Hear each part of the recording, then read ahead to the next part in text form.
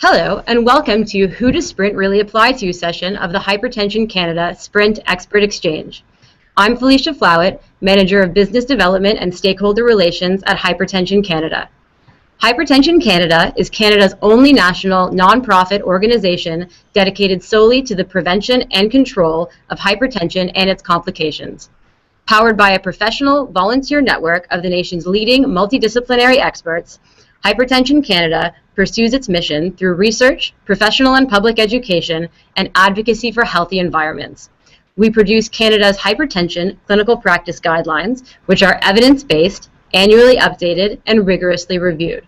And we offer accredited training in person and online to keep healthcare professionals at the leading edge in hypertension diagnosis and care. That's why we're hosting the Sprint Expert Exchange, which addresses new guidelines developed in response to the Sprint data. Sprint has significantly changed blood pressure targets in some populations.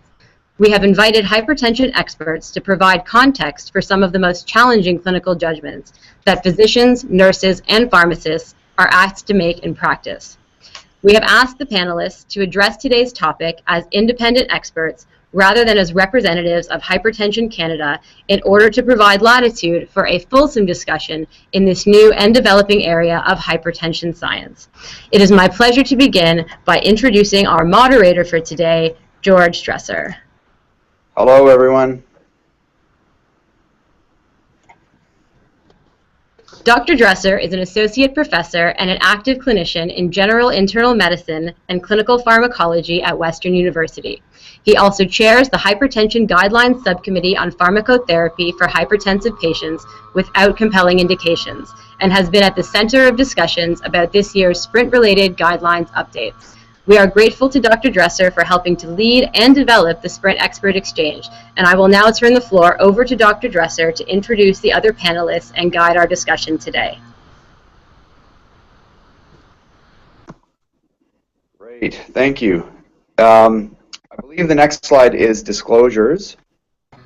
If you want to stick that slide up for us. So they're listed there, and I just want to take a minute to introduce each of the panelists.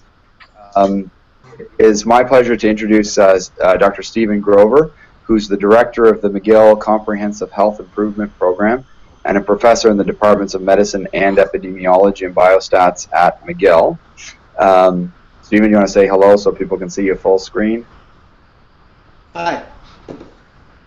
The next panelist is Stephen Grin. Stephen is an assistant professor of internal medicine and clinical pharmacology and toxicology, and he's a good colleague of mine here in the Department of Medicine at the Schulich School of Medicine and Dentistry at Western. Steve, do you want to say hello? Hello. Dr. Raj Padwal is a professor of general internal medicine and clinical pharmacology in the Division of Internal Medicine at the University of Alberta. He was also the chair of the 2015 Hypertension Canada Guidelines Task Force and did an awful lot of work for that. Raj, do you want to say hello? Hi, everyone. Nice to be here. And finally, Dr. Simon Rabkin is a professor of medicine at the University of British Columbia and a cardiologist at the Vancouver General Hospital and chairs our subcommittee dealing with coronary disease. Simon? Good morning or good afternoon, wherever you are in Canada.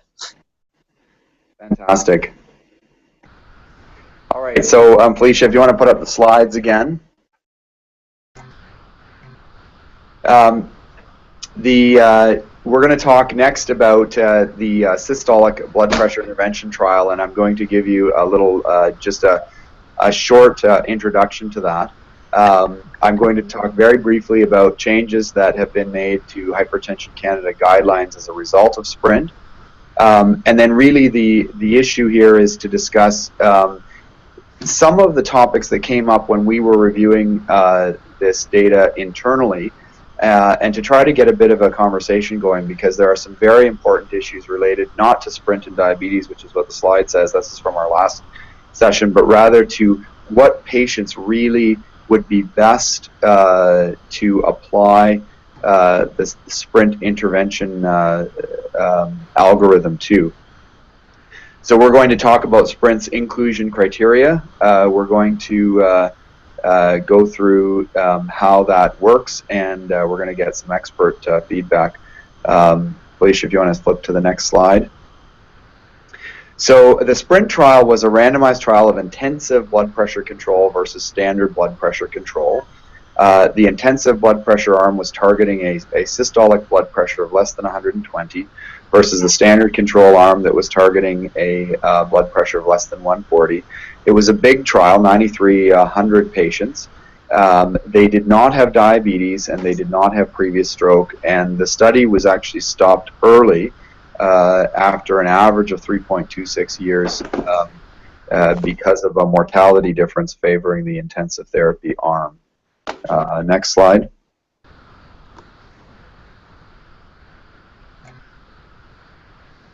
Do you have the next slide there, Felicia?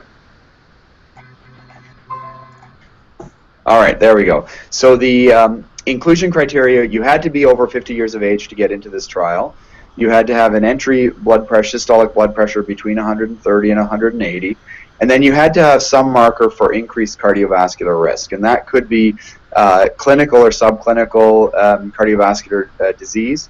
About a third of the patients had impaired kidney function, chronic kidney disease with an EGFR between 20 and 60 as the reason to enroll in the trial.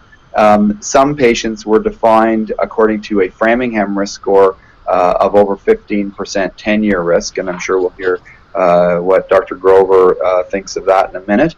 And then about a third of the patients entered the trial simply because their age was over 75 years, and that was considered a risk equivalent for this trial.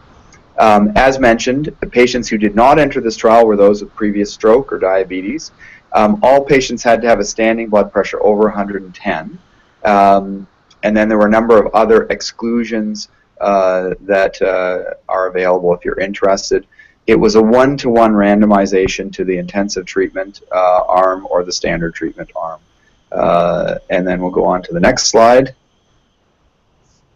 Perfect. So the reason that the study was stopped early was because of a mortality difference which appeared.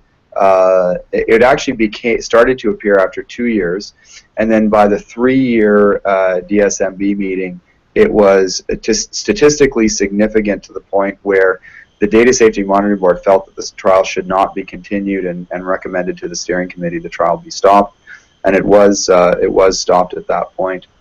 The blood pressure control you can see in the top right-hand panel on this slide. They had very early, within about 3 months, dramatic separation in blood pressures. The blood pressure dropped from an average of about 140 to 135 in the standard treatment arm of the trial, and dropped to an average of 121 systolic in the intensive treatment arm of the trial. Next slide. All right, so the primary outcome for SPRINT was a composite of cardiovascular, cerebrovascular events, and then mortality events.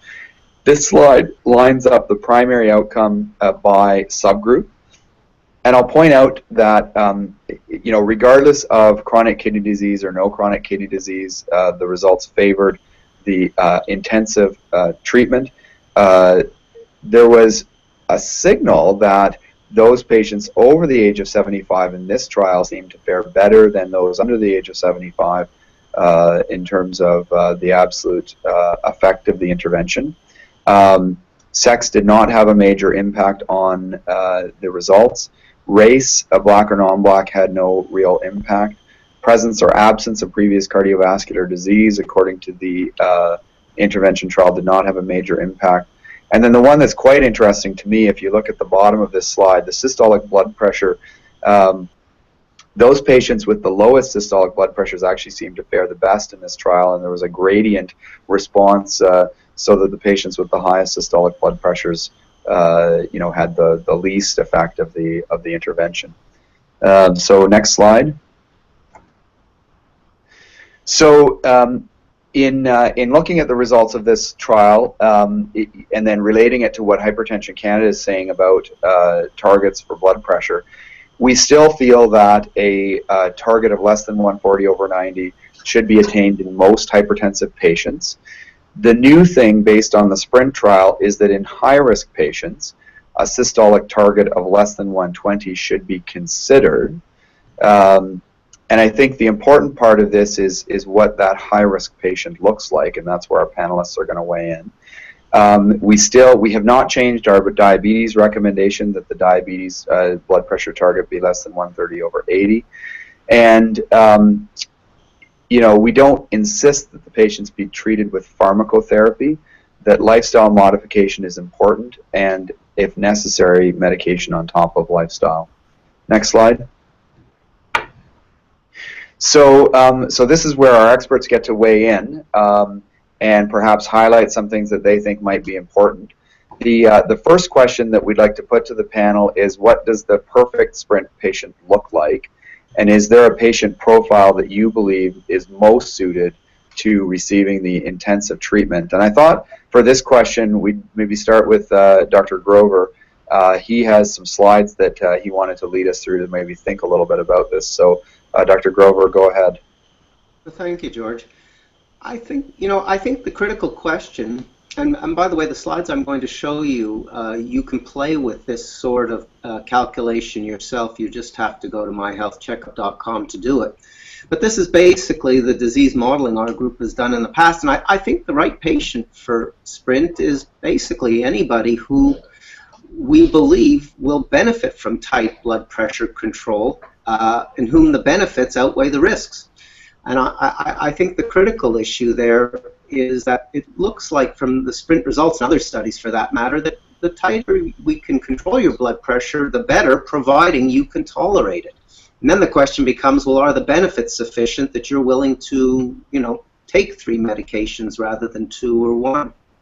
I think the problem with SPRINT, when we look at it as a clinical trial to drive clinical decision making, is you have to recall that 15% Framingham risk threshold that SPRINT used was not based on some magic number. It's not like people whose risk is over 15% will benefit, but those whose risk is only 5 or 10% won't.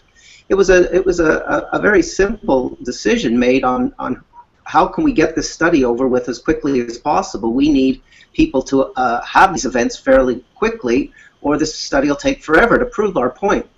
So I think my biggest concern is if we only focus on what we call high-risk individuals, or individuals who have a risk of greater than 15%, we're really going to miss the point of SPRINT. And let me give you a couple of examples if you'll go to the next slide, please. To start with, what I've done is I've used this risk model just to take the typical SPRINT male from their data. The average SPRINT male was 68 years of age. I guessed what their height and weight was, put in their lipid values that SPRINT documented, put in the baseline blood pressure of the usual care group, which is the UC on the top right-hand corner. As you can see, if you take the average SPRINT male, their baseline risk of developing cardiovascular disease over the next 10 years, and that's a Framingham risk, by the way, was over 25%. Cardiovascular age is just another metric it's a way of calculating their life expectancy, but what I'm going to focus on is the differences in cardiovascular age between those who received usual care versus tight control. That second graph down in the lower right-hand corner shows you the estimated risk following tight blood pressure control, or reducing that systolic from 136 to 76 over 1 to 121 over 67, which was what we saw in the tight control group. And you'll see it's interesting, actually, if you look at that current risk bar, it's basically showing approximately a 20% reduction in cardiovascular risk, and that's exactly what was observed in the study. What that means, though, over the long-term benefits, in other words, the benefits of over a lifetime, is reduce someone's cardiovascular age to 65.1, or another way of putting that is you've really increased their life expectancy by about 1.1 years. In other words, that 20% risk reduction over your remaining life expectancy, starting out as a 68-year-old male, will add about one year to your life expectancy. Go to the next slide, please. If, however, we use the same approach for a 40-year-old male with exactly the same risk factors. Now remember, 40-year-olds weren't even included in the SPRINT study because waiting for those events to occur would have been far too slow. But the fact of the matter is, a 40-year-old with exactly the same profile, his risk is under 10%, 6.7%. But if you take a look at the difference between his life expectancy using tight control versus usual care, that individual, if he's treated over his remaining lifetime with tight control, will gain about 1.5 years of life expectancy.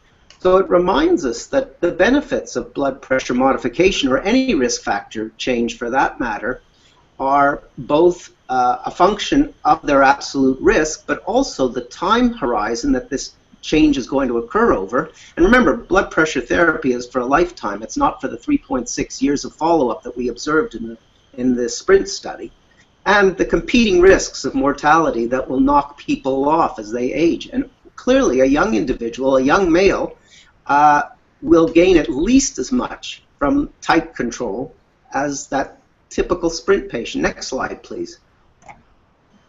It's the same story for a 40-year-old female, for that matter. Her absolute risk is even lower than the man's.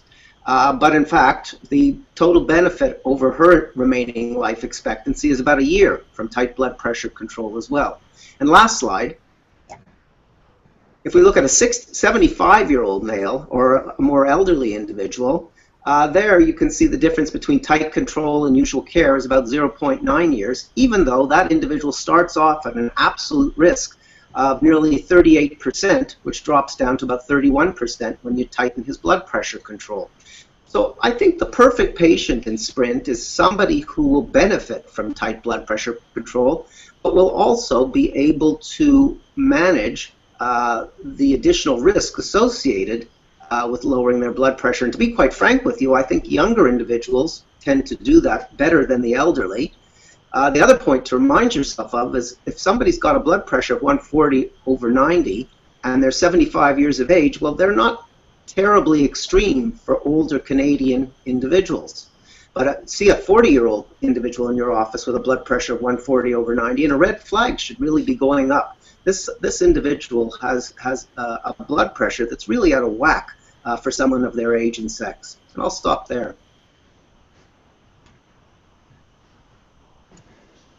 All right, that's fantastic, Dr. Grover. Maybe we'll go to Dr. Padwell for a comment, and then Dr. Grin, and then to Dr. Rabkin. Any thoughts on what Dr. Grover has shared, or other thoughts about what you think the best, the ideal patient would look like? Thanks, George. You know, when I look at the SPRINT criteria for enrollment and who got in the trial, it's pretty clear that they pre-selected for people who were adherent. And the second thing that's quite clear is that they tried to weed out those individuals who had resistant hypertension. And so I think that when we look at who the ideal patient might be, my suggestion would be that it would be people who are adherent and who are going to be relatively easily controlled on 1 or 2 or 3 medications. And you know, when I look at my clinic at the U of A, we see a lot of resistant hypertension.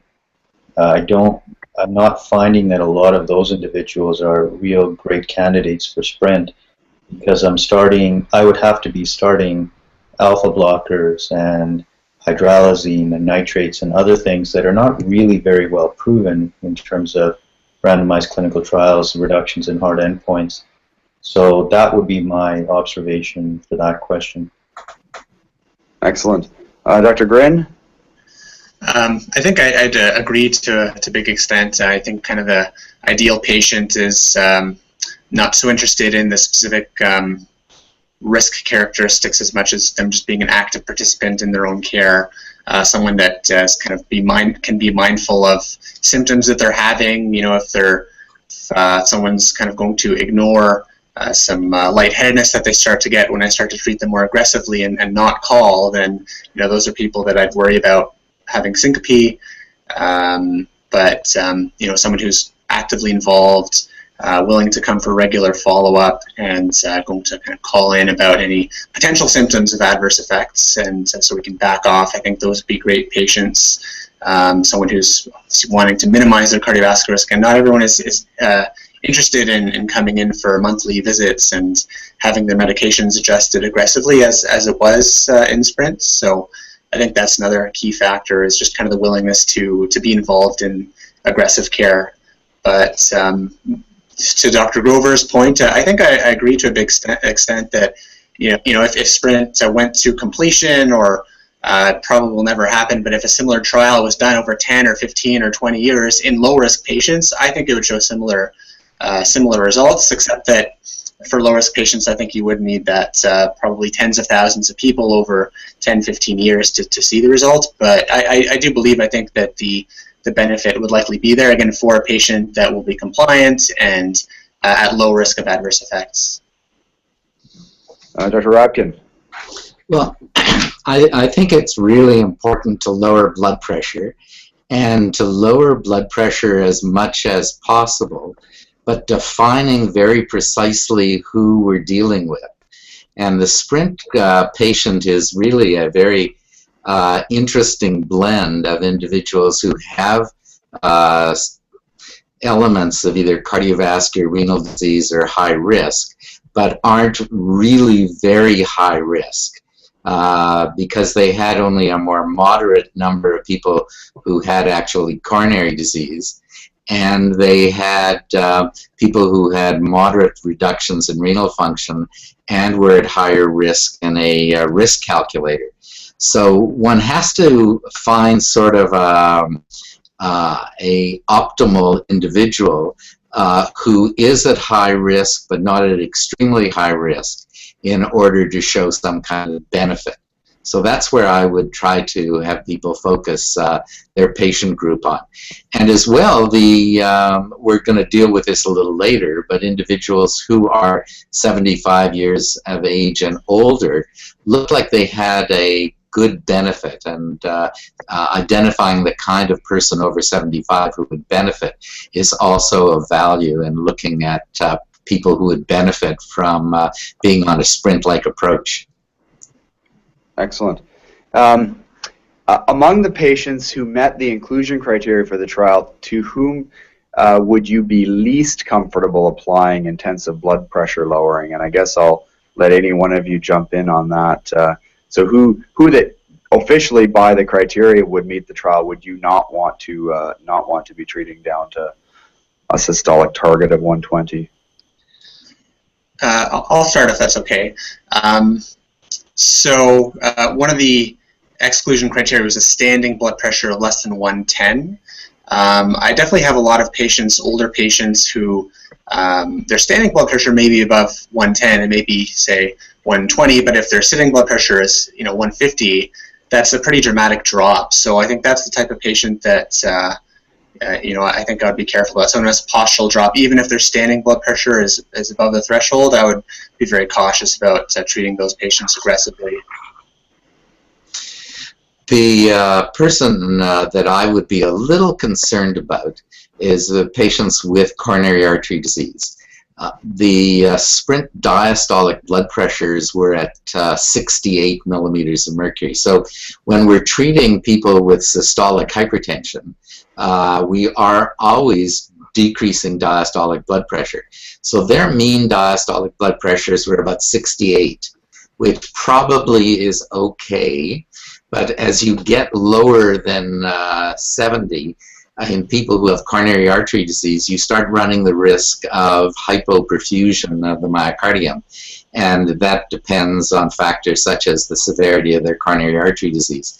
So one has to be a little more careful in individuals who have severe coronary disease as one lowers blood pressure, and especially if one is monitoring their diastolic blood pressure, we don't want it to go too low, or because diastolic blood pressure is basically myocardial perfusion pressure, and so one has to be more careful of those individuals. Raj, any comments? Yeah, sure. I'm going to agree with Steve and pick the individual who who has orthostasis, and extend it a little bit. I'm going to cheat a little bit and point out to the audience that in the CHEP recommendation that we crafted, we added frailty as an exclusion to apply SPRINT to. So we didn't feel that SPRINT should be applied to the frailer patient. And frailty was not actually an exclusion in SPRINT, as one of the reviewers quite rightly pointed out to us. But it's just based on our clinical judgment that we think, really to be driving blood pressure down in an older, and most of these frail patients are actually above 80, individual may not be a very good idea. Having said all of that, we don't really have, I think, a great approach to documenting frailty. There are various frailty scales out there, but I don't know how often they're used by non-geriatricians. And I think that's something that we'll have to look at more closely. When an individual comes in, I think Simon is right, defining precisely the clinical parameters of that individual, but also, the functional status, the frailty of that individual, I think is going to play an important role in terms of choosing whether or not to apply SPRINT. Excellent. Dr. Grover, I see that your microphone is muted, but did you have anything you wanted to offer to us? Where would you be most concerned? Sorry, I didn't realize it was muted. Yeah, I agree with what everybody else said. I think it's really important to be very cautious in the people who are most at risk of tight blood pressure control, and I think SPRINT did a very good job of that. They were, they always check people for orthostatic hypotension, for instance. I don't think that's something most of us do in our clinical practice at the moment. I think the risks of falls, dizziness, and renal dysfunction from the SPRINT study look like they're perhaps the most important. I think it's important also, we know that in the next year the SPRINT MIND study will come out, and I'm assuming that there will be no signal there that low blood pressure in older individuals with mild cognitive impairment has any adverse consequences, but that's an important study they're doing, and I look forward to those results. So I think the take-home message is one of don't just go rushing into lowering someone's blood pressure without keeping a really close eye on how they're feeling. I see a lot of people in cardiac rehab who come away from their cardiac event on a lot of antihypertensive medications, and many of them really feel crummy until you let their blood pressure up a little bit. Now, it's not at the same level as what we're talking about in SPRINT, but I think it underscores how, as physicians, we often tend to overlook some of the symptoms our patients are complaining about. Great. Thank you very much. So officially, I think the webcast is supposed to end at 12:45. I'm hoping that people won't mind if we go another 5 minutes. And I guess what I'd say to the panelists at this point is perhaps of the remaining 4 questions on the slide, which one do you think is most interesting? And to maybe give us just a quick rundown in terms of why you think the question is interesting. So Simon, I don't know whether you want to take on number 6. I haven't got that slide in front of me, so it's number 6. What do you think of the SPRINT authors' definitions for cardiovascular disease? The cardiovascular disease is reasonable in terms of their definition, but the issue is that they don't give us a good distribution in this paper. Now, we've only got one paper, or we got another little vignettes out, but we don't know how many people actually had acute coronary syndromes, how many people were in because of abdominal aortic aneurysms, how many were in because of left ventricular hypertrophy, how many people qualified on all the different cardiac criteria.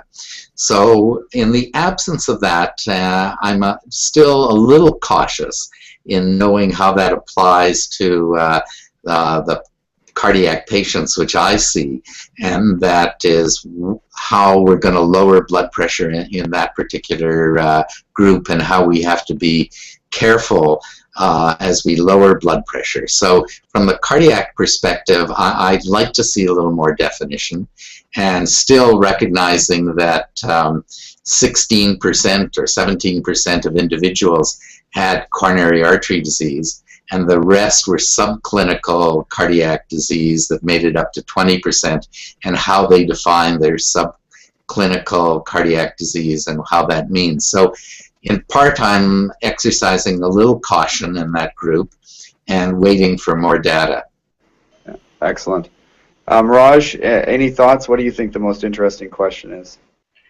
Well, I think the most interesting and difficult question is the issue of what to do in the so-called very elderly, which we've arbitrarily defined as 80 years or older.